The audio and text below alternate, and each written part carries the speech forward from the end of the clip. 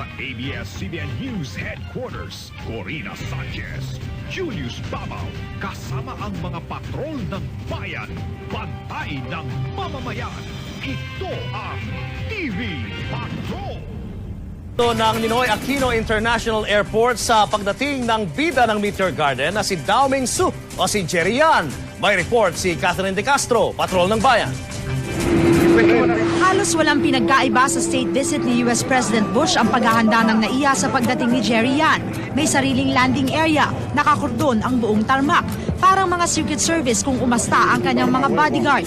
Media lang ang pinayagan lumapit kay Jerry. Maraming empleyado ng NAIA ang nadismaya. Alas 12:08 ng tanghali nang dumating ang PR Flight 897 galing Taipei. Hindi pa man bumaba sa eroplano, nagwawala na ang mga taong nag-aabang. At nang masilayan na nila si Jerry Yan, hindi na kontrol ng airport security ang mga empleyadong nakalusot. Sa lakas ng buhos ng ulan, hinatid na lang ng sasakyan si Jerry sa nag-aabang na helicopter. At kahit pa nasa gitna ito ng dalawang bodyguard, kumaway pa rin siya sa mga tagahangang matyagang naghintay sa kanya sa kabila ng malakas na pagbuhos ng ulan.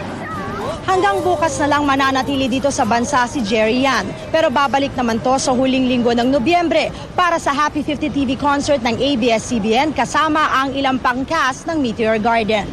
Hanggang bukas na lang mananatili dito sa bansa si Jerry Yan. Pero babalik naman to sa huling linggo ng Nobyembre para sa Happy 50 TV concert ng ABS-CBN kasama ang ilang pang cast ng Meteor Garden.